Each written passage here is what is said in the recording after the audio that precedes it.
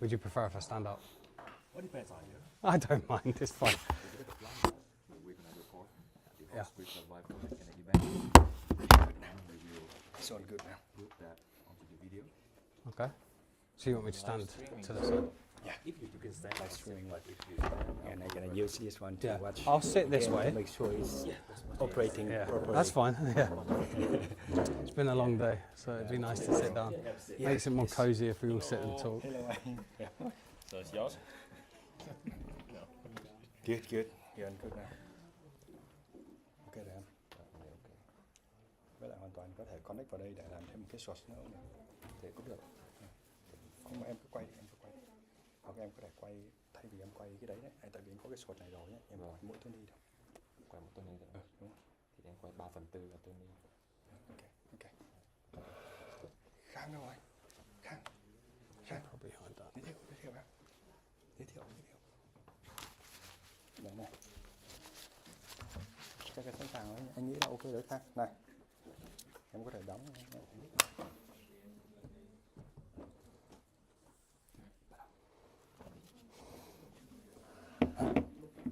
Bắt đầu. Ok đấy. Này, em xem có màu xanh chưa? Nhấn giữ màu đỏ, nhấn giữ nút màu đỏ. Kết nối vào đây. Kết nối, không kết nối vào trong này. Tại vì nó không có này. Chỉ quay mỗi Tony không. Ok. Đi xem. Có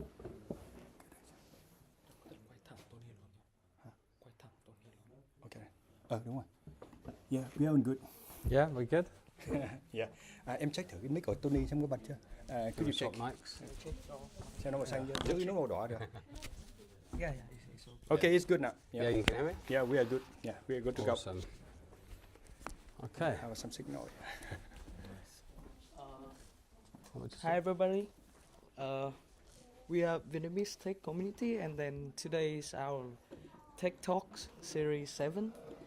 We bring back Tony from our last event collaboration with Expo City.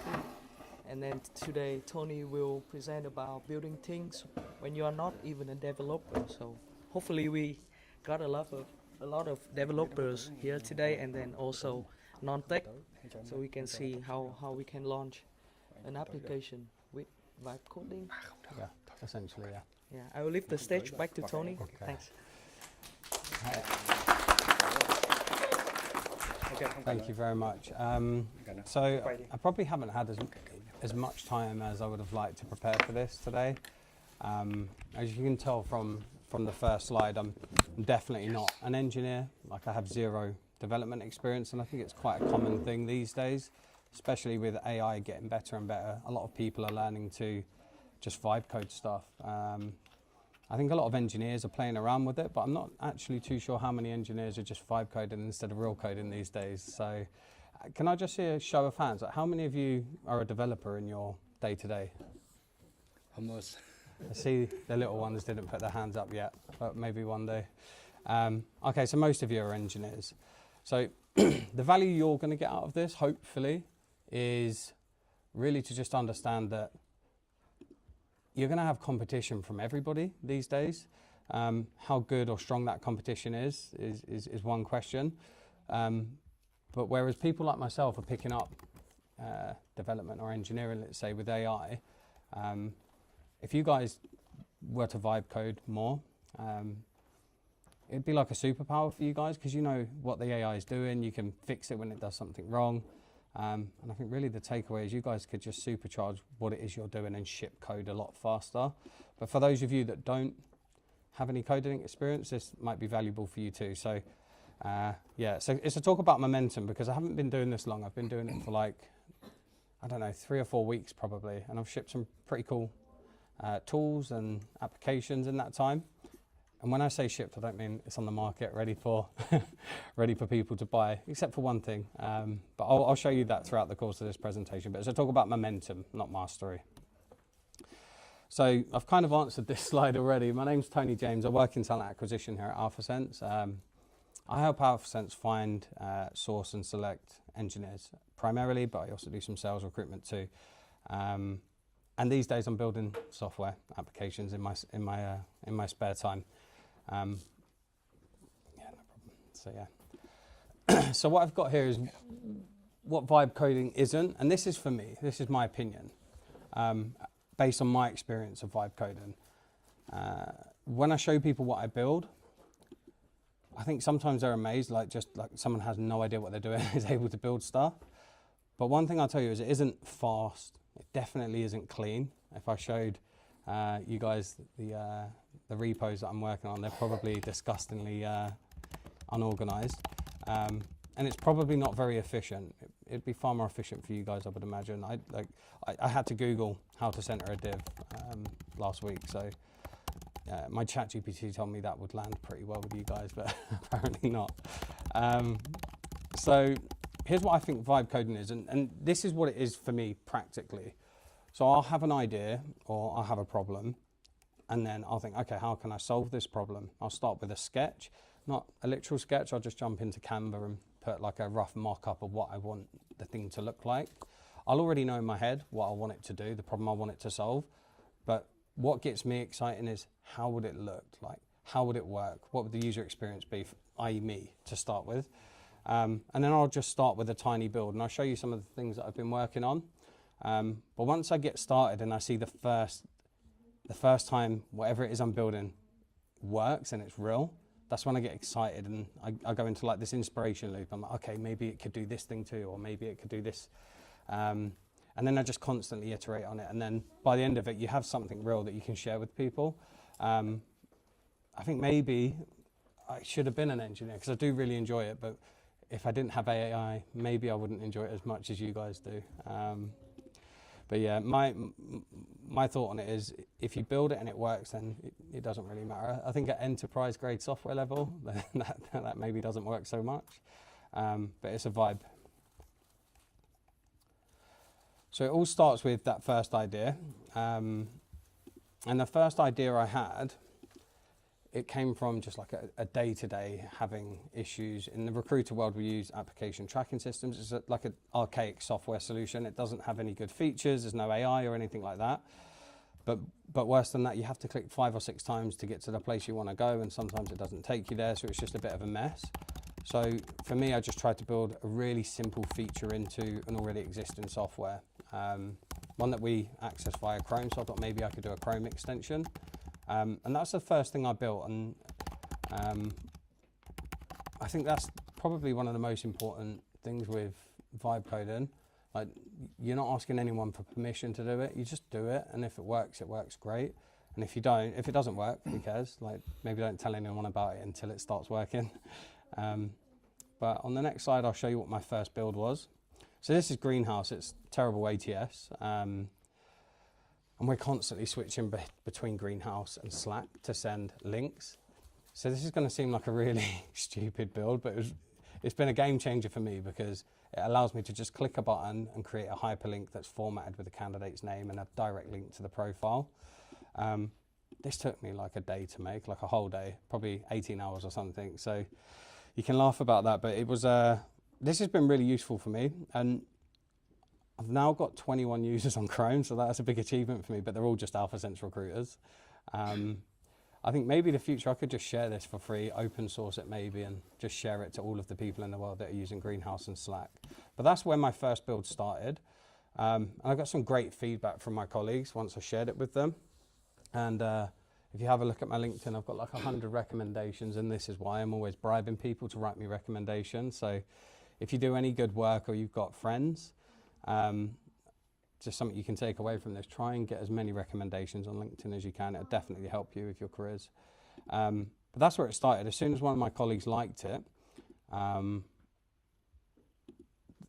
like I just couldn't believe like someone got value out of something that I built just for myself. And then I started to think more about it. And actually, if you see at the bottom here, Sophie had another idea. So it was like, it went from just delivering it to the team to, hey, could it have this feature? So then all of a sudden, if I go to the next slide, I think I've got that on there. Can't remember. Okay.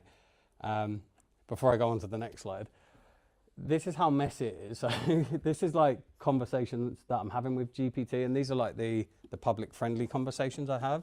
So I'm asking it to do really simple things that you guys could probably do with your eyes closed, like, hey, this element's in the wrong position, that didn't work, the button's disappeared, can you fix that?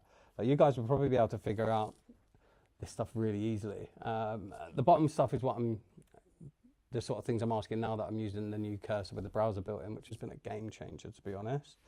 But I'm asking it to do really simple things, so you could probably get an idea for how long this is taking me, because, yeah, like I said, I think if I knew JavaScript or I knew React or Next.js or TypeScript actually like you guys do, then I wouldn't spend an hour trying to move a div left or right by 5 pixels. So, yeah, I thought I'd just show you that, because this kind of gets to the point of it not being clean or quick, for a non-engineer at least. But yeah, so this was supposed to be the next slide. So it started off with this, and then all of a sudden my colleague Sophie said, hey, do you think we could do this with a LinkedIn link? So I updated it, pushed it to Chrome again, and that was a challenge in itself, just getting something to ship and pass Google Chrome's administration team.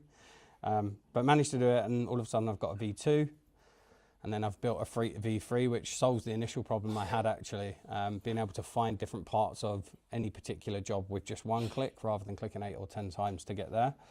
And my latest release is just adding a lot more features for different people. So my colleagues have come to me and said, hey, could you make a feature that allows me to remove the icon and just have a hyperlink for my Excel spreadsheet?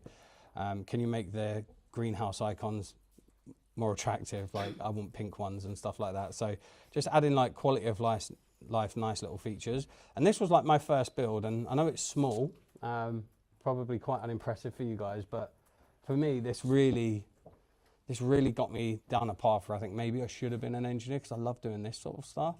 And this is what AI is allowed for us to do in modern times. And I can see the direction of travel, and I just think more and more people are going to start building their own SaaS or their own tech or their own apps.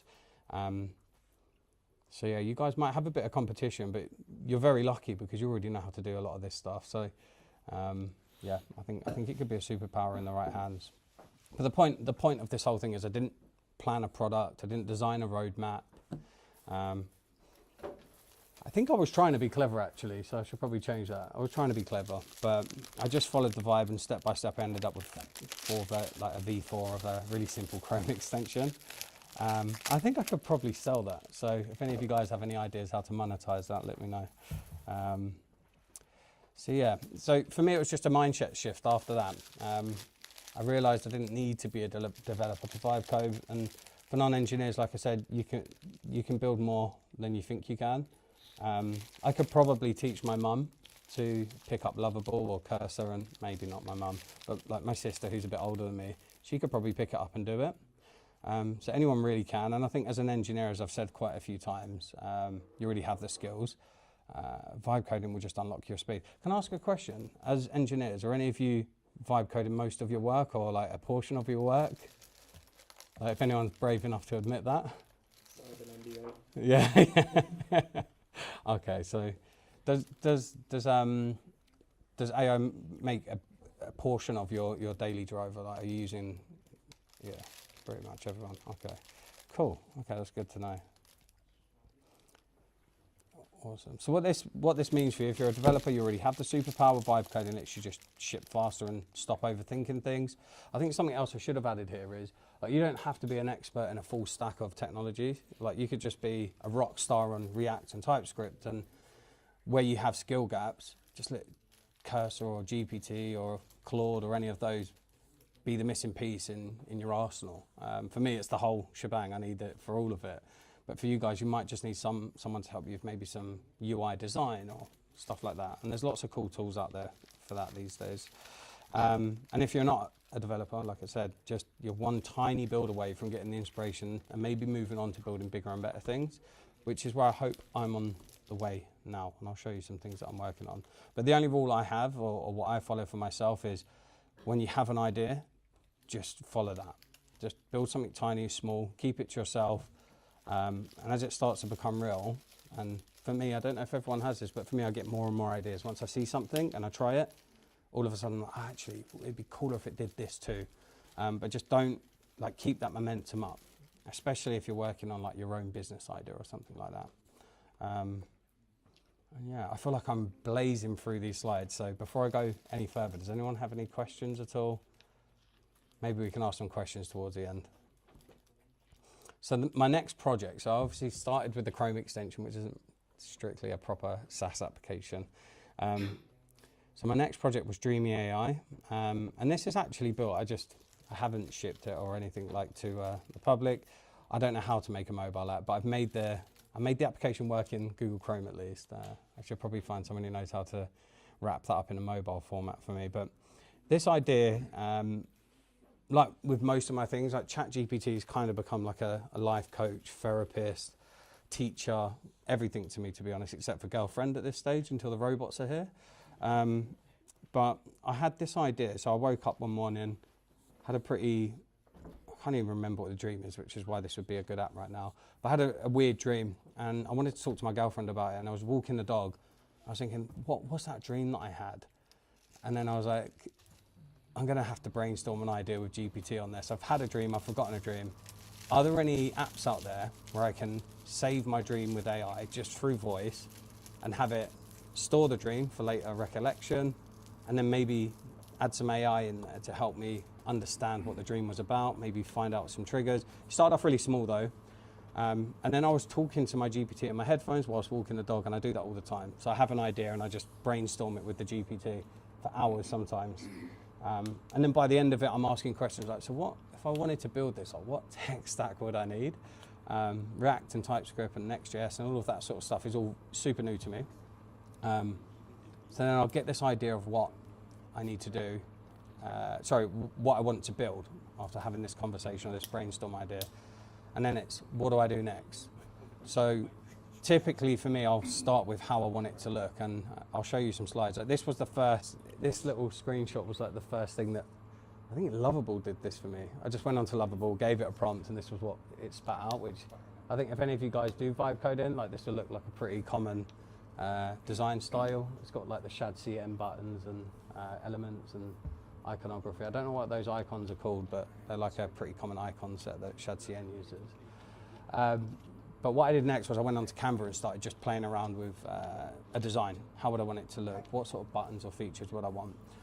Once I had this design idea, that's when I put it into Lovable. I think it was Lovable. No, it was Cursor. I put it into Cursor, and this is what it pumped out. And that's how I approached the build. And what did I learn? Well, I learned that I can't make mobile apps, but I can build something that acts like a mobile app at least. And I also learned that it's actually really easy to get stuff done, at least for an MVP level. Like, I think I'd still need real engineers around me to make sure it's a proper build. But being able to spin up an MVP pretty quickly to help you sell your vision and your idea, super powerful, especially for busy engineers that maybe you have ideas that you want to develop and you want to build, but you have a day job that's like, engineering jobs are tough. They're probably maybe not quite as tough as a recruiter's job, but I know you guys work really hard. Maybe you don't have the time or energy to build an enterprise grade app that you want to build. So just start with really small MVP, vibe code it so you don't have to work too hard. And once you've got something there, you can then take that to people and say, what do you think of this idea? But I'll show you where this went next. So I just used Cursor, ChatGPT, and I listened to a lot of Cowboy Bebop lo-fi music. If there's any anime fans in here, I love Cowboy Bebop. It's one of the OGs. And on the left is obviously my Cursor environment, and then I had it spun up in a local host, which was the actual application there. And I've got some screenshots here. And the point of this isn't to say, look what I built or anything like that, but well, kind of it is, because I think it's part of the presentation. But I think the most important thing is someone who has no skills at all was able to make something that works really well. So on the left, I've got the audio, but I won't play it. When I talk, it's transcribing what I'm saying in real time. So you just click a button, it transcribes it in real time. It'll make mistakes, but then at the end, it'll give it a double check and make sure it's got the right text in there. Then from there, it'll guess what sort of feelings you might have had based on what you said, and it'll fill those in for you automatically. And it'll also add dream tags. I didn't actually look at what I was saying on this. These weren't real dreams, by the way. This was just me making stuff up to test the transcription. But this was like the first working implementation of AI, and it was really easy actually just to get the AI open. This is open API, and because I was using GPT and Cursor, I just said, hey, how do I do this? It gave me step-by-step instructions on how to get the AI implemented on the app. Then from there, it was just a case of, okay, the AI is working. How do I make this better? What else could it have? So that's where it started. And then towards the end there, I started adding silly things in there. Like when you save a dream, you want a library of dreams, and maybe you'd want to have an image AI. Maybe you'd want the AI to generate an image for you. And it's all the same open API. So it's really, really simple to implement AI into your apps or your builds these days, I think. At least at this level for a small mobile app. And as you can see actually on the right there, this little Next.js issue thing annoys the hell out of me. Usually it stops the whole screen from working. Have any of you guys ever seen that before?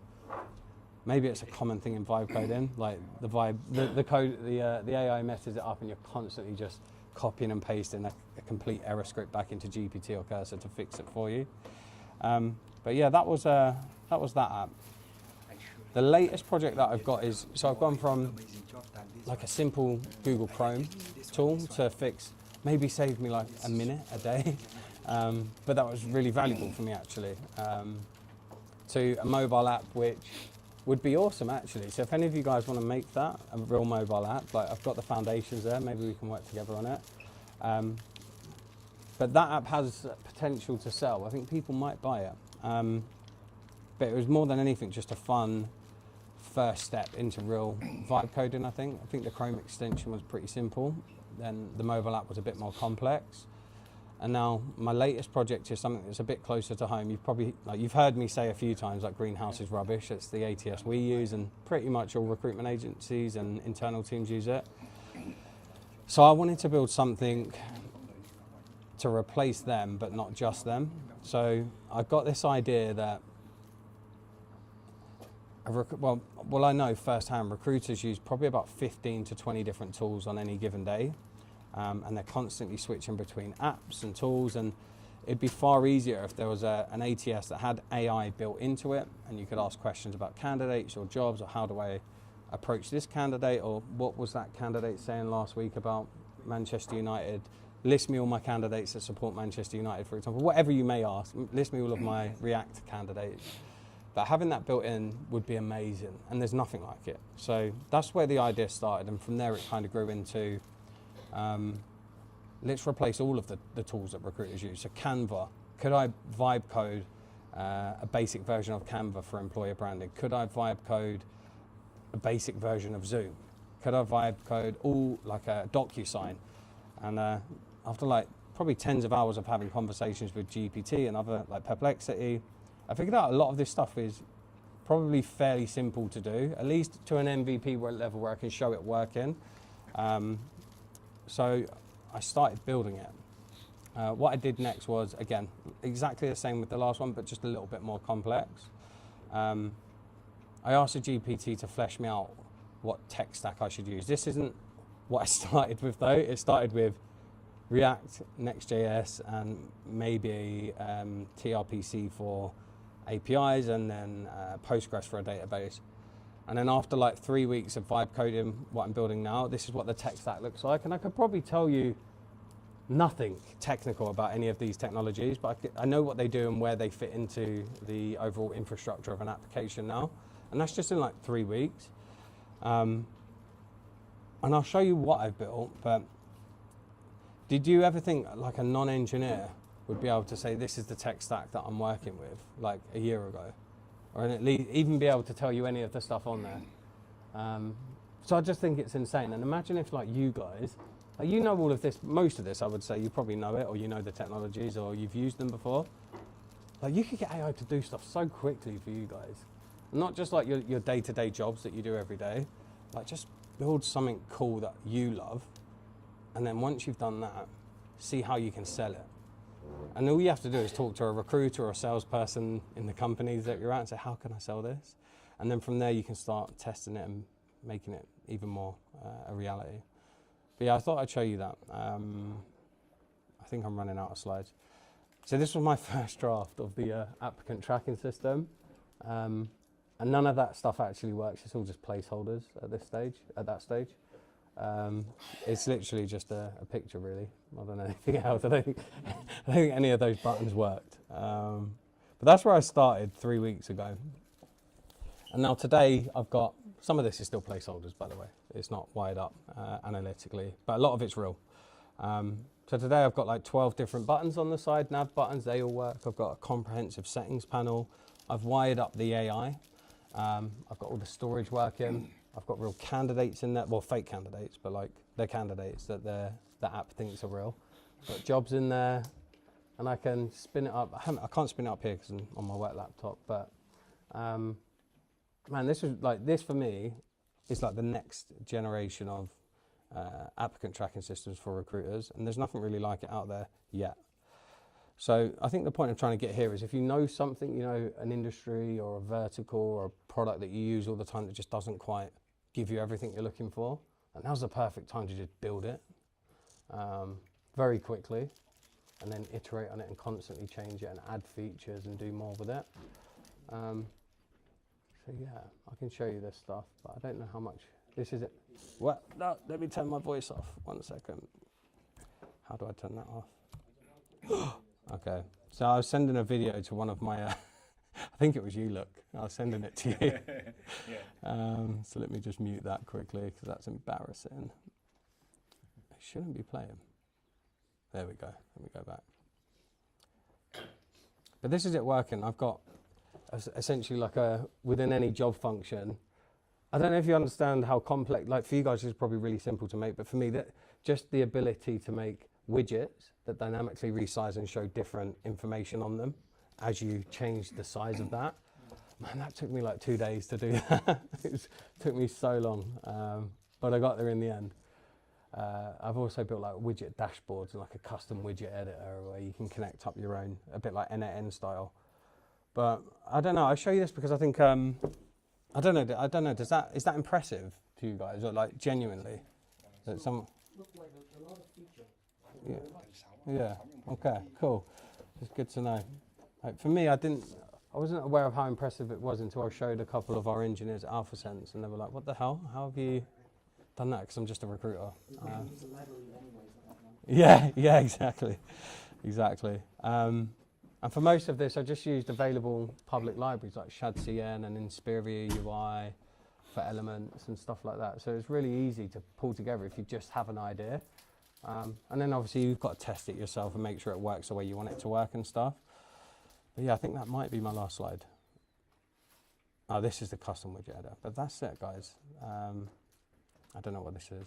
Oh yeah, this was one other thing. So one of the main thing I learned was when I was doing the mobile build, I had a few nights where I was just like screaming, swearing at my PC because I had no idea what GitHub, I knew of GitHub, but I didn't know really, truly until I started building stuff and losing stuff, how important GitHub was and version control. So I was actually on a call with Luke when I discovered this. And at the end of my day of vibe coding, I asked it to just add it to a project on GitHub. And all of a sudden, every change or update I made, it was just doing it for me in real time. So like, the ability to just palm this, even administration within engineering, off to an AI, I thought that was pretty cool. But yeah, I think that's the last slide. That's awesome. I don't even think about that one before. Yeah, because I told you while I was on the phone, I was like... I used that project, the GitHub project, but I didn't think about your... Yeah, it's the MCP. It's there. You can just copy and paste it into Cursor and it'll just upload your daily updates to it. Yeah, good one. That's a good idea. Yeah, okay, cool. And I built this landing page for my Agentive app with just a few elements. Is this like built fully by the vibe coding? Yeah, I can show you the actual website here. And it's cut literally 2 Inspiria PMPM code snippets, just paste it into Cursor and say, right, I want this thing on the background and I want this thing on the foreground and I want this form here. 2 or 3, is it called PMPM code snippets? Is that right? I don't know. Let me show you it there. But yeah, this took me, I can be proud that this actually only took me like 30 minutes to build, and it's just like a reactive website and waiting list that you can fill in. But yeah, that's it, guys. I hope that was interesting to you, at least. And hopefully you take something from that, even if it's just build some cool shit and not think too much about it maybe. But yeah. Sounds good. Cool. Are there any questions anyone has? It's okay if not. Oh, you do. Okay. Impressive. Yeah, who wants to go Maybe first? someone need to ask. Are you asking? Yes. Yeah. Go ahead, please. Yeah, first of all, thank you for your presentation. I think that's it's really impressive. Thank to you. just build like vibe coding and build like an app for just a few weeks. That's awesome. And also have like the people actually using it. Yeah. And my question is, I'm kind of curious, like, have the user already reported to you like a bug in your application or something like that? And have you ever by fixing the bug? Yeah. And how's your experience when by fixing it? Yeah, that's a really good question. So the only app that I've built that actually has users now is the Chrome extension, and it's honestly had 0 errors. Okay. Yeah, I caught the errors on the V1 myself before I shared it with everyone, and a vibe code fixed those. That was it was probably a bit more complex than it looked because I had to figure out, especially with the LinkedIn profiles, like the LinkedIn profile within Greenhouse is hidden somewhere in GraphQL. So I had to go through the Chrome DevTools and then look at the network tab and find this specific GraphQL request API call that had that information in it, and then teach the Chrome to pull that from there and then give it like an algorithm to push out the right level of the right type of link. Anyway, in terms of fixing bugs, like I've had so many bugs with Agentive more than anything. Just because like it's a more complex app, and typically when I have a bug, what I'll do is I'll have GPT on one side, I'll have the cursor agent open, and then I'll go to Claude or Gemini or whatever, and I'm talking to all of them at the same time. So I'll try the GPT fix, and it won't quite work, and then I'll be like, Claude, help me out. Like GPT's getting this wrong. Can you check what GPT said? And then sometimes I'm going to a third one. And it's just like brute forcing my way through bugs. But like genuinely, I don't really, in most cases, truly understand the bug. So I'm always asking, hey, can you tell me what the problem is? Because sometimes the AI doesn't realize it's like a simple thing. So like sometimes a bug is just because the layering of the elements, I can't remember what it's called. It's like the X, like is it the X or Y, like what's on top? I can't remember, doesn't matter. But sometimes it's like you just need to ask the AI to think about the bug in a different way. If that makes sense, like, hey, instead of trying to fix it this way, really complicated, wouldn't it be easier just to try it this way? And you just need to like brute force and get a little bit lucky and spend a lot of time with it. But yeah, I've had a lot of times where it's been taking hours to do like a really super simple thing, and the AI gets ideas of its own. It starts to make it more and more complex the more you do it. So sometimes you just need to roll back. Now that I use GitHub, roll back to before I started this conversation and approach it a different way. And I do that with the AI. Sometimes I say, hey, look, we tried this way, back to forwards, it's not working. And I'll give it the context. I'll say, look, I'll copy the chat to like a notepad, and then I'll share that context with the AI and say, look, we've tried all of this already. Are there any other ways have you got any ideas? So it's just like still asking the AI to do the bulk of the thinking, but you're just giving it a clean context to start from. But yeah, it's hard. It's really hard sometimes. Yeah. Is it the same with real engineers? I just need to go back to before you started messing around with the code and start again and try a different way? Yeah, basically that's it. Yeah, so it's... I think that's like as the project like improving and growing bigger and bigger. Yeah. It will be kind of interesting to see like how's the vibe coding and vibe fixing like can like actually solving the problem. Yeah. With this. You know, on my first build of this, like I'm not an engineer, so like the idea of clean modular code wasn't really something I actually thought of. And I lost a couple of builds, even in GitHub. Like I ruined the Postgres database connector somehow and completely lost a couple of builds. And even rolling back on GitHub didn't change it because the Postgres was local. So I messed it up and started again a few times. But as soon as I decided, like my prompt from the beginning was, let's build this in a modular way. Like every tiny little feature, every tiny thing within the app is its own module now. So if I have a bug now, it's just right, let's fix this. Like where did the bug originate? Was it in the module? Is there something behind that module that like something more foundational that module connects to? And usually it's just you can fix it within a module.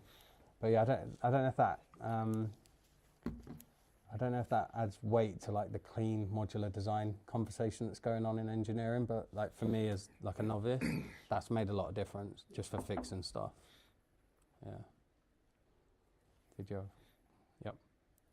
Yeah, I have a few questions, and mainly curious about your background. So when did you start getting into this vibe coding thing? Sure. As a kid, I think I played around with as a 16-year-old. I think I played around with some what are they called, Trojan horse like viruses. Like when I wasn't giving them to anyone, but I just learned it from some YouTube channel or whatever, and I found it interesting. And then beyond that, I ended up in recruitment and sales and never really got into anything technical again. But I do remember thinking, oh, this is really cool, like how this works. I'm a gamer, like, and I love the same games that engineers love, like Age of Empires and Age of Mythology is my thing, but I love Factorio. And I know like Factorio is like a common game for engineers because I think it has a lot of engineering principles in it. So I think I've probably had the mind, it's a similar-ish mind to engineers, but never the technical skills to do it. So this, I haven't built anything really until 3 or 4 weeks ago. Yeah. How much of programming experience did you None. have? None. Nothing at all. I think I tried to pick up some HTML and CSS when I was trying to build my own website, and then Wix came out, so that went out the window. I just started doing Wix websites. But now I can do this. If like this is a good example. I could probably do a really complex website now. That's what the app will be at the end of the day. Like the Agentive will be a cloud SaaS platform. But I think I could build a website now, like a pretty good one, as long as you have like an eye for design. And it's super easy these days because you can just go into Google Images or wherever and say, show me what some really good UIs look like. And then, hey, I like this part of this UI, which is what I did for this actually. I had no idea what ShadCN was. And I spent like a couple hours just looking at good dashboard designs and then landed on ShadCN and that style. But zero development. Very impressive. I mean, if you didn't tell me that you were not an engineer, Yeah. and just looking at the presentations, I would never think you're not an engineer. That's really nice to hear. That's awesome. Thank you.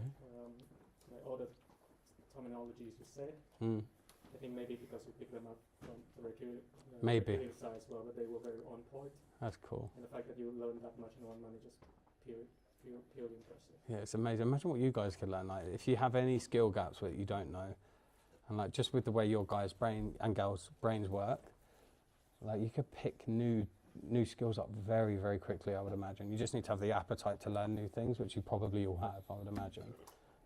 But no, thank you for saying that. That makes me feel a lot better about what I've been doing. Yeah, I honestly thought I'd come here and people would be like, boring, but that's cool. Right. So, because you have sort of like non-programming background, so can you share some of the most, like the toughest challenges along the way you have faced, being having a non-engineering background and trying to do engineering stuff? Yeah. The toughest challenge was not having GitHub, honestly. That was like, I was losing a lot of builds because the AI would get carried away. Now I think the toughest challenge is the energy to just sit at the screen all day, because I'm doing it for my day job, talking to people all day, and then it gets to like 5 o'clock and I'm like, okay, time to build. And then after it gets to like midnight, 1 o'clock, and I'm just exhausted. And I know engineers are notorious for that. They'll sit at a computer all day, they'll finish their job, and then they're on YouTube on their computer or gaming on the like they don't get away from the computer. So I think the hardest thing is keeping up the momentum, which is why I was like the first slide was a story about momentum. Beyond that, I honestly don't feel like there's something I cannot build. But I know there's stuff that I can't do as well as a real engineer, you know? So like the hardest thing for me is not getting sidetracked. So when I'm trying to ship a certain feature, so I'm on a new branch on GitHub for the user interface, I start building a user interface, and I'm like, actually, this would be really cool, but because it's modular, I need to change a branch and go back into that branch, and then, so like, staying focused on building one small thing at a time and getting that working is probably the biggest challenge. And I'm sure as the build gets more and more complex, there'll be stuff that's a lot harder than that. But I just think with AI, as long as you've got the time and energy to ask the AI to teach you something, then you can build anything, I think, within reason. I probably couldn't build, I don't know, like a rocket ship or something, but like you could probably build any SaaS within reason. But yeah, I don't know if that answers your question or not. Yeah. Yeah. Totally. I think you said, I think the momentum is very accurate. Yeah. Because even the engineers, it's not easy for people to then come home and start doing more engineering work. It's like asking the cook Yeah, to come home and cook something nice for himself. I can imagine. So It's even harder for you then. Yeah, and so that momentum is definitely on point. Yeah. Like, it's really impressive because someone with little programming experience, but you still manage to build these things, which is like, I think it just shows that you're the perfect example of like how AI is Yeah, it's like, it's really amazing. good these days, Yeah. and it can help the person achieve things that they didn't know that they can do. Yeah, and it's the worst it will ever be. Yeah. Like, it's just going to get better and easier and easier. So I think like real engineers should like, if I was a real engineer, I'd be probably, I don't know if I should say this or not, but I'd be probably farming out 90% of my day job to AI, creating agents to do a lot of it for me, and then I'm just double checking stuff before I submit or push to get it. Well, he does better. Yeah, it would do, I'd imagine. Definitely me. But yeah, I think that's the future really. People are just build their own agents to do their job for them, and then they'll go and do stuff that they're actually interested in. But yeah. I think if you just keep this energy and the momentum and you find yourself a mentor Yeah, that show you what you would need to learn, yeah, You for sure. you can definitely be an engineer. Yeah, that's awesome. It's Luke's my really mentor right good now. to talk to you about that. Yeah, he's been awesome for that. Are you I think- talking about me? Yeah. Just Yeah. know the context. Yeah, one of the things that's actually been good, so I stopped doing this development for like a week to work on more, because now I've, like the hardest things to build on there, like I've got like a basic version of it built, so I know everything I want to do in there is possible. So I've taken a step back for like a week and I've started working on the business plan and the go-to-market type stuff, and it's just given me the break I think I needed to now start working on it again with new energy. So like on that momentum piece, the momentum is hard, but I do think it's important to take little breaks and not necessarily break from the project or whatever it is you're building, but just a break from building stuff and just think about different things related to it. So in my case, like the go-to-market strategy, how am I going to sell this thing? It helps you just re-energize maybe. I don't know if there's like a similar thing for engineers, like maybe if you stop building something, go and, I don't know, play some computer games or something, but you need to re-energize for sure, I think. Must be tough. Yeah, and just as last remark, you mentioned earlier you didn't know how to shift to mobile. Yeah. Can you just go back to presentations to my previous presentation at BTC I Yeah. presented? Oh, awesome. Exactly what you're looking for. I find it. Is it, what's the one that does iOS and Android? Yes, the Expo and React Native. Yeah, But, okay. I can share with you the slide. Yeah, please do, and I'll definitely look into that for sure. I need to focus on Agentive for now. That will need a mobile app eventually, probably for sure. But for the Dreamy app, there's a tool that mobile engineers use. I forget what it's called now, but it does. It's like cross-platform development. Explain. Flutter, I think it's Yeah, Flutter. that's one. So maybe I could play around with that and try using that. But you said Expo and React Native. Yeah, because you're already using React, so I know, React Native Expo. is sort of like a convenience switch Yeah. Okay. Cool. in a way. Awesome. But yeah, there's also Flutter and there's also Electronic, maybe. Yeah. Yeah. Thank you. Yeah, cool. Yeah, I need to have a look at that again. So yeah, thank you. I'll do that. If you share that, I'll read that. I'll watch that for sure. That'd be exciting. Yeah. Any? Yeah. Either of you is fine. Yeah. Again, thanks for sharing your story. No problem. Funny that I work for an AI company, but I still have the challenge convincing my TA and my HR to do the same thing as you. So I definitely need to Yeah. share your story to them. Yeah. I'm wondering Mhm.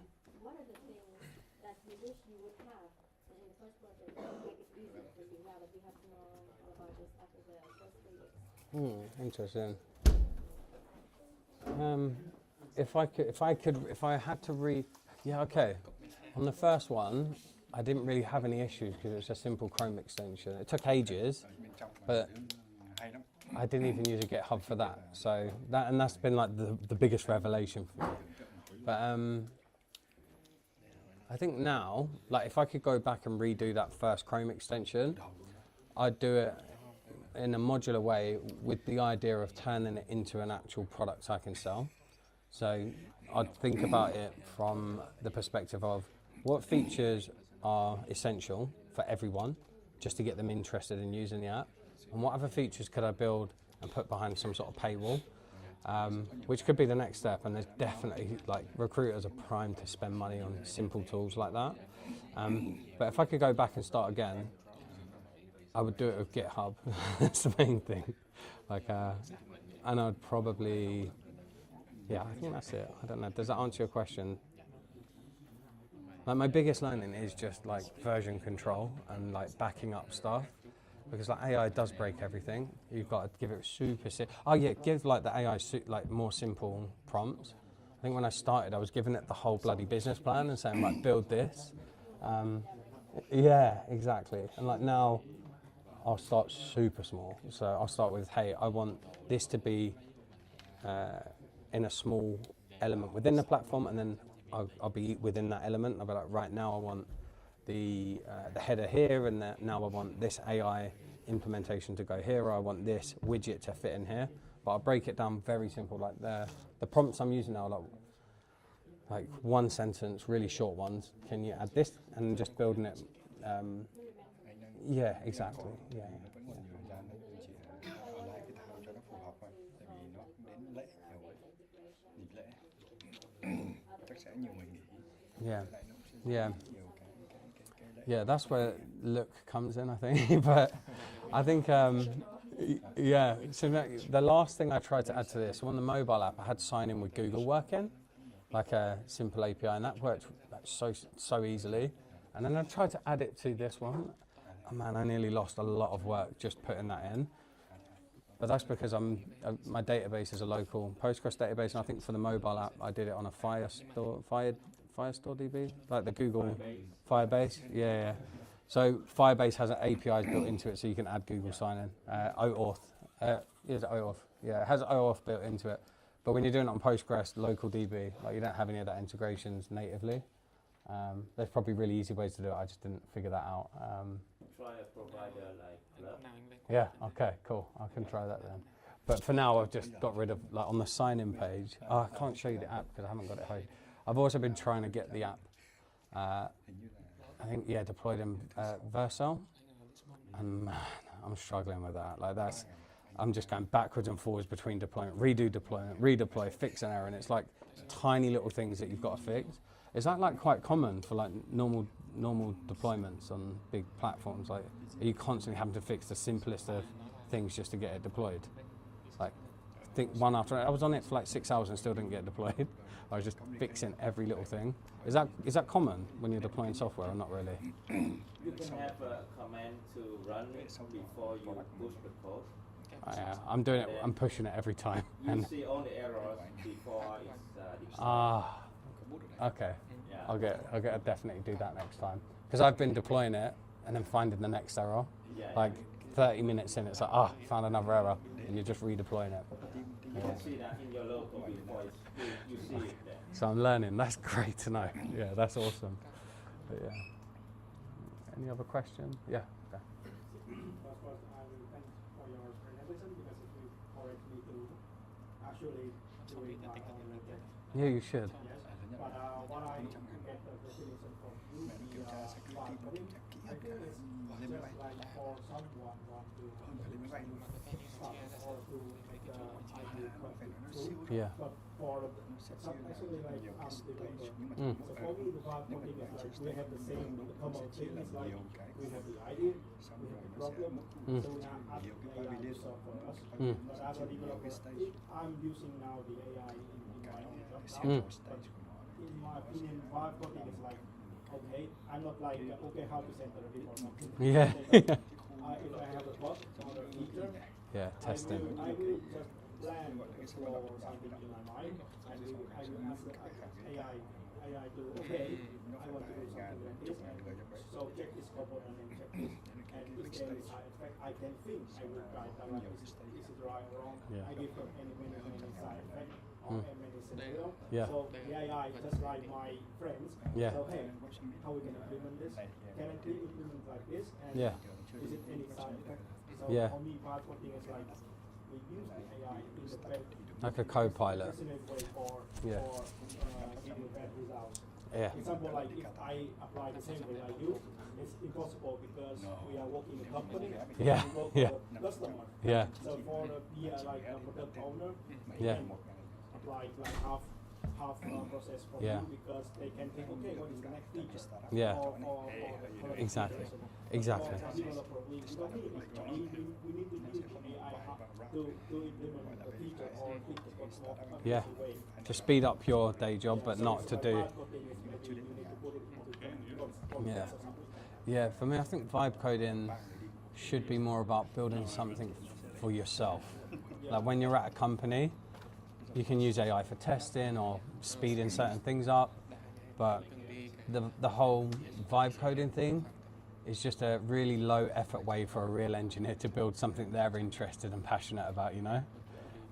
So maybe like if you've got ideas, I'm sure all of you have ideas, but just try vibe coding it. Like when you've had a long day at work, just sit down with a cup of coffee or a tea or whatever and just get the AI to build it for you. And you'll know exactly what to prompt it and how it should work, but you don't do any of the legwork, just let the AI build the whole thing for you. I just let the AI like, hey, this file, and I will give them the problem like what I need to do. So Yeah. they do faster than me. Yeah, yeah, I just try, like, yeah, try it. Yeah. And try to think all the things Yeah. that can happen. yeah, yeah, And release the result. Yeah. We decide which way I want to go. yeah, yeah, that's awesome. So this is how I use the AI. That's awesome. Yeah. Scale it up. Yeah, yeah, that's amazing. That's good to know. Thank you. Yeah, hi, presentation. I think our question to fish for start. What more challenges what you find when trying to the apps? Well, my most challenging thing. It's going to seem silly, but like the most challenging thing, because like I can't read JavaScript or TypeScript or React. Like I look at it and I know little basic things, but like I don't understand. Okay, so this search bar in the top of the app it's not in alignment or it's in slightly the wrong place. I just want it to move 5 pixels right. Prompting the AI on exactly where you want the item to be visually is very difficult until like recently with Cursor's new browser. Like now you can just select the element and say left 6 pixels or up. But like asking AI to get like a layout like picture perfect, because I think I have a bit of an eye for design, like how things should look. But then getting the AI to get it exactly the same as your design, the toughest part is like the layout, getting it. And also one of the other tough things was like the animations. Like simple, clean animations are really difficult to get working the way you want them to work. And my question is, how do you debug? Debug. Yeah. So I would know I've got a bug when that little red Next.js thing comes up. And my version of debugging is, hey, Cursor, copy and paste all of the ignored frames, fix it. And then it would be like, okay, fixed. 9 times out of 10 that works. I don't know if it does it cleanly or properly, but it gets rid of that bloody red error. And then in my head, I'm like, okay, so that's okay. Now I'll get back to doing what I'm doing. But sometimes that doesn't work. And then it's just like, I need to ask AI, explain to me what the problem is, like in newbie terms. And then I'll just try and think about it a different way. And then, okay, instead of trying to connect to the API this way, maybe store it locally in the DB rather than doing 100 API calls a second. And the performance was a problem too. Like I had to go into Chrome DevTools a lot and look at the performance tab, and I was trying to download like a whole performance report and share that with GPT and Cursor, and it didn't like it. So just like trying to understand how I can make things more performant was pretty tough. But then learning like lazy loading and caching and all of this stuff was really useful. Yeah. Not learning it, like I don't know how to do that stuff, but I know how to tell AI to implement it at least.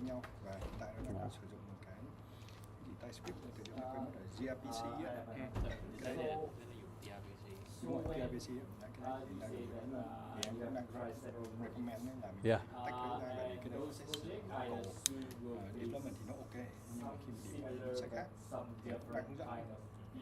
Yeah. So do you see that other your experience even as a project Everything's new for me. Like everything is like when I get an error, like I said, I'm just copying the whole error and just pasting it in more often than not. So like, every error I get is generally new for me. I haven't seen the same error because the things I've built have all been pretty much completely different things. So like a Chrome, a mobile React app, and then like a full enterprise level. It's not enterprise level, but like the idea is it's more complex. And the problems I've had with all of them have all been different things, to be honest. Yeah, I think it's been like, I thought I'd have more challenges like integrating AI and getting AI to work the way I want it to, but getting like live transcription on the Agentive app, like I put the conversational voice into it, and I'm working on a conversational voice agent for the AlphaSense website with 11 labs. I was expecting GPT's Whisper API to be a lot more difficult to work with, but it was just so simple. Like you just tell the AI to do it and it does it. So I really haven't had like crazy challenges yet. And if I do, like I'll call Look and I'll be like, bro, help me. Like, which is what I did when I deployed, and he was like, Tony, just let me do that when it's time. He said, I'm better than the AI. This is actually what he said. So the next of my question is that if you were to start a completely new project, like the next one, do you see yourself having those experience with the previous project transferable, or you just think that those you will have the same kind of problem and you have to do it? Yeah, I think I plan on continuing to vibe code now because I just enjoy making stuff. And I am definitely learning new things every time. I think I should probably, there's like every question, a lot of the questions I've had from you real engineers has been, how do you debug, or how do you overcome problems, or how do you test it? Like, that's obviously something that you guys struggle with on a daily basis. So I should probably start learning what the errors are and getting my AI to fix. So if there's something I take from this, it's I'm going to try and figure out what the errors are, and maybe I should learn. I don't know if it's going to be a waste of time to actually learn React or not, and like TypeScript and stuff. Maybe it would be, but I'll at least learn what the problems are. And maybe I'll start saving a database of the errors, like a proper error log. I'll get Cursor to create an error log that I'll just pump out, and then I'll share that with my next project. I plan on working on this project for a long time though. And I hope to transfer a lot of the learnings from that. But that's a good thing. I'm going to create error logs moving forward that I can share with my GPT every time I start something new. These are the problems I typically have. Yeah. Thank you, that was good. Anyone else?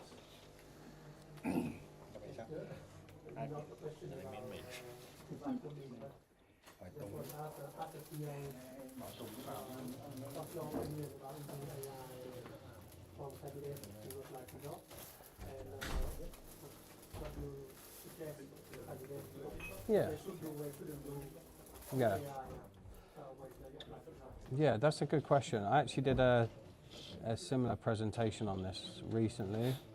So basically, I was at an event. I think some of you might have been there. I recognised some faces, and I did this really cool presentation for it, and we didn't get to use it. But I've got some slides on that in here. I'm pretty sure, but I'll just freestyle it. Like for candidates using AI to apply for jobs, it's going to happen. Like when it's time for me to apply for jobs, I won't use AI. I'll use AI to help me figure out the companies that I want to go after.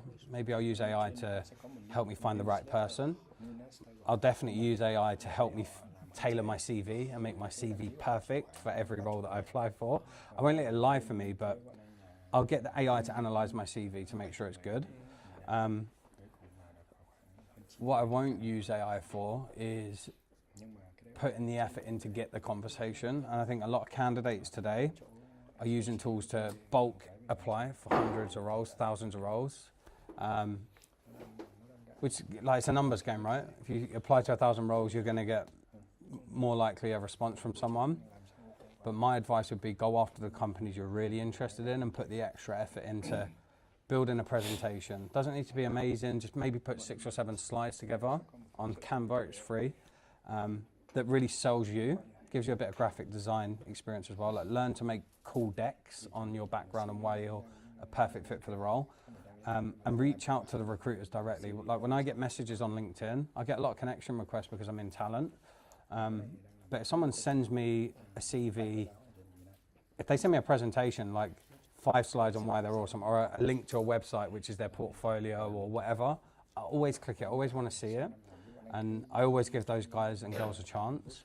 And it just helps you stand out more. So use AI to help you do a better job on your CV, put together some really cool material to share to the hiring teams. But do the actual outreach yourself. Like, spend an hour or 2 just messaging these people with your really cool pitch deck on why you're the best employee for the full stack role or whatever. But I think different approaches, and I think I said this, like, send video messages to recruiters. Like, it might be a bit nerve-wracking, but just get your phone out and be like, hey, Tony, I'm a full stack engineer. I've got the skills that are listed in this job. Can you spare 10 minutes for a chat? If you send me a video note, anyone does that, I'm gonna spend the time talking to them. Even if it's to say, hey, you're not quite the right fit, but I'll always reply and I'll always have a chat with them. And I think that's probably the best thing anyone that's looking for a job can do. Like, just think a little bit outside of the box rather than just sending a CV to 1,000 companies. Send really thoughtful content to companies that you're actually interested in, and stick at it. Like, don't give up. No problem. Yep. Yep. Yeah. Okay. He works at AlphaSense. He can go last. Go ahead, man. Yeah. Who gonna go first? You Yeah. first, please. You first. Just want to comment to you that, like, at least job recommendation or just like suggestions that, like, you know, sending a video to message, video message, or like connect through LinkedIn or asking for a chat. You know, like, it is still, at least in Finland, it is not that popular, and I guess you're not being bombarded with requests like that. But Yeah. I mean, it is not that competitive. It's not common. Competitive at least. Yeah, well, I think it's competitive. Like, AlphaSense is like a market-leading AI company, so, like, it's competitive all the time, and there's like the talent. I think there's less. The market's picking up, so the more jobs are becoming available in Finland at the moment. But just in general, when you're applying for a job, there's at least 100 other people applying for that job. Like, have that in your mind. Not like 1% of those candidates are going to put together 5 slides on Canva and share that with their CV. They're all going to put a CV that they've pumped through GPT. So all the CVs are going to look the same. So, like, you've got to do everything you can to stand out a little bit. Recruiters do get a lot of messages, but usually it's just a connection request and, hey, here's my CV, and like a GPT text.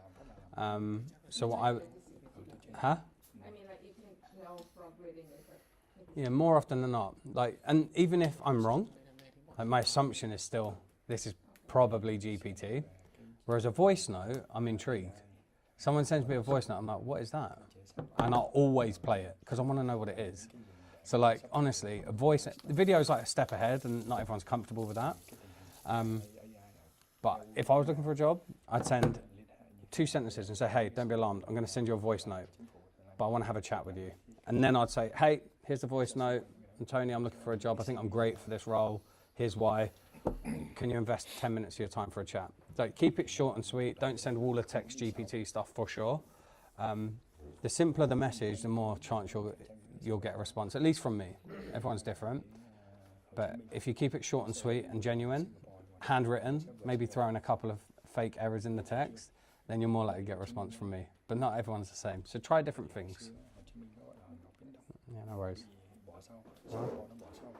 I appreciate the presentation, and I love it what you built so far. One remark, like, as an engineer, I also like try different things and build things, of course, like side projects. I have many abandoned projects. Yeah. But one good side of like non-technical person and trying to build with vibe code, I think you utilize it and keep doing it, I guess. Is I haven't got another choice. Like, I have to keep using it. You don't know what you're up to. Like, yeah. and it gives you freedom, because when I think about it, I easily get into this common pitfall, like overthinking, over-engineering, whatever. Then I give up, like, because it will be. Yeah. I think that it will eat all of my time, and I don't know how to manage that. And also, is there something in your head that says that AI is going to make errors that you wouldn't make? Is there any element of that? Like No, just it used to be like that, but it gets better and better. Yeah. Even the models like getting more. They're crazy, and there's a new model every week. It feels like. Yeah. I think maybe put that being an engineer idea. Just freeze it for now. Yeah. You should utilize this motivation, because it motivates you to get things done, and you don't know how it works, but it works. Yeah, that's the most important thing. I mean, it's a good motivation, and you won't have the common pitfall as engineers that overthinking, overanalyzing. Just motivate and have a plan. Yeah, it's good actually. That's good. You've convinced me I'm not going to learn how to code. At least not yet. Maybe not yet. Keep vibe coding for now. After you build, maybe you'll start learning, and that sounds like a plan. Yeah, imagine that's going to be the biggest challenge for anyone. Just letting the reins off and letting the AI do most of the work. That's going to be the most difficult thing for a real engineer. Yeah, I mean, because I don't have a choice. Like, if I don't let the AI do it all, it's not happening. Sometimes it pains me to see the AI's code, like what it does, how it thinks, like. But you don't have that flaw. Yeah, I can't wait to show my full code base and see what he says about it. Also, I am really curious about. You probably use lots of different tools. Yeah. Do you have a rough idea of how much money that you spend on those tools total? Just $20, 20 euros, Cursor. And I paid GPT as well. And I tried Codex, MCP, and CLI. And Codex fucked it up like twice. So I just got away from Codex and went back to, sorry if we're still on video for swearing. But yeah, Codex messed it up. So I went back to Cursor's agent. But yeah, just 20 euros for Cursor, 20 euros for GPT. And nothing crazy. Nothing crazy. I spend more on recruitment stuff. And AlphaSense should pay for that. But I still, like, Calendly and all of that stuff. Like, there's so many tools that recruiters could just have in one recruitment operating system, which is what I'm trying to build there. But yeah, it's not expensive. And I don't hit any limits. I think when I read online about, because I'm watching a lot of YouTube videos on, should I go to Claude? Like, I think the common concept, like the conception is Claude is the best, Claude with Windsurf. That's your IDE and the best AI. But then when I look into it, everyone's like, I'm hitting my limits, I'm on the max, I'm paying 500 and I'm hitting limits every day. And I'm like, I don't want to hit limits, like, but there's no way I would hit limits because I'm not even hitting limits on Cursor. So I don't know, I imagine like real engineers are giving it a load of work. And it's all about tokens, right? So you're probably putting in a lot of context. Whereas I'm just asking really simple things. Can you add this a highlight to this element? I know. So I'm doing the $20 Cursor subscription in a couple of hours or something. Oh yeah, I'm nowhere near it. I've never even had a warning. Yeah, but I'm doing it like maybe 6 hours a day, and like you're doing something right, I guess. Yeah, I don't know why. Maybe they're letting me have it because they want to steal my code or something. I don't know, but it's really small. It's not like a lot of work, I don't think. But yeah, interesting. So is it not worth getting Claude? Or do you think I should still try Claude? I wouldn't buy it personally. It's expensive, isn't it? Like, I use it every day for AlphaSense. Maybe I can get one from AlphaSense. Yeah. But then they own whatever I build of it. So we'll take that offline. I'll see if I can get a license. Yeah, we can sync on that. Yeah, that'd be cool. Any other questions from anyone? Oh, good. Awesome. Cool. Okay. Thanks, mate. I gotta say that like this is really incredible. That like I I can remember that like 2-3 years ago when we don't have such AI tools for building and stuff like that. Yeah. To build an application like yours, and I can do it myself, it can take me like weeks or even months to make it. So I think with this amazing tool and the idea in your mind and stuff like that, you can build whatever you want like right now. But my question is about like what is the next step? Like you're building something, but Then like, what? do you have any plan for the future of that thing you built? Yeah. You are just building things for hobby or stuff like that. So. Yeah, this is definitely not a hobby. Like I want to be a billionaire one day. I'll start with like 100K or something, but like I do want to become a millionaire minimum one day. So like I'm taking it serious and I'm building this with the plan to take it to market and sell it.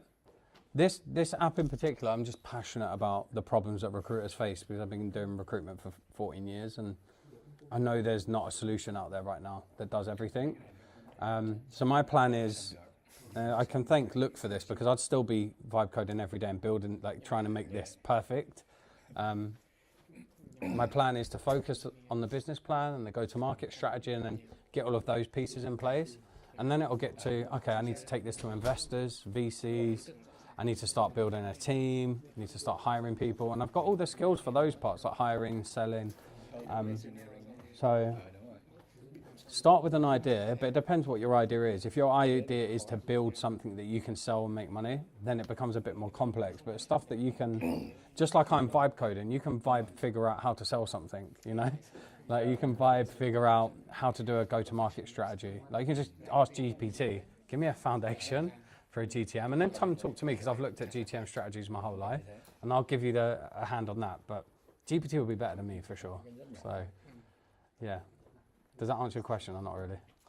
Oh, actually, it does. Like, I want to understand more about like what is your next step or something. On this, I'm gonna have like the product you're building, like Dreamy and the Dreamy thing I'm gonna put to the side while I focus on this, unless someone wants to split it 50-50 and deliver it and ship it, and we split the profits on it.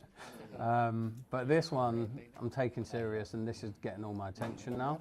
And the next step, like literally the next step, would be to get customers, get it to a point where I can have it in the wild with customers. Like I've got people, like recruitment companies and stuff that will use it.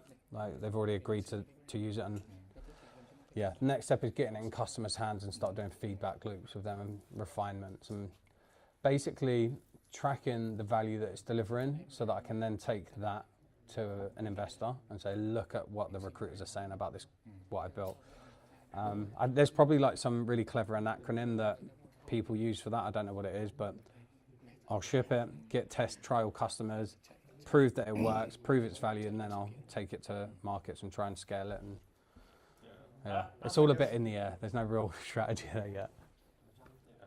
So as I can see, like you're just building the POC or MVP or something like that to prove your idea, and then you will do the work of like going to a market, and then Then I'll get real engineers. Development work will be like someone else. Yeah, like when it gets to the stage where I've got investment, it'll be a case of getting real engineering team together to build it properly. You're right. And you're right. Yeah. You're gonna have a team for doing that work. Yeah. But that is really amazing when you can like a proof of concept and Yeah. you're gonna show how it works. Sell the Really good idea. one, yeah. That's all I want it to do. I want to build it to the point of where, hey, look, like this is the idea, and I want to get it to the point where customers can actually get value out of it and use it. Even in like a really like MVP level, like maybe I'll just have a couple of the features in there, and once I've done that, we'll get real engineers to build it, and I'll sell it. You're right. Yeah. Yeah, but go to the market is a totally different story. Yeah. Yeah, it's not about engineering one. No. Yeah. But we did a great job. Thank you. Cool. Thanks. Thank you guys, honestly, thank you. Yeah, it was a good audience, that wasn't too difficult. Thank you. Yeah. On the behalf of the community, Uh-huh. I think we are really thankful for the presentation. This was really inspiring, Yeah. at least for me. Okay, I'm glad. Some of people here. Awesome. Thank you very much. Gives you a hug. Thank you. Cheers. Thank you very much, guys. Do you want me to? There's chocolate here if anyone wants some. Anyone want some chocolate? Ồ, nhưng mà máy trên kia rồi. Từ từ anh xếp lại. Yeah, oh, you can have some chocolate. I'll open it. You can have some. Bỏ đâu em? Ở cái bên kia nó có góc cuối. Thank Em you. bảo về chứ, bảo network cho. Thank you very much. Cheers. Give me a spud. Ok. Thank you very much. Xong rồi sẽ. Do you want some chocolate? Do you want some? Khang em nói mọi người có một cái network cái này. I'll open it here and then everyone can help themselves. Thank you very much. Thank you. Yeah, I do from the from the yeah, that was good. Did you have a good time tonight?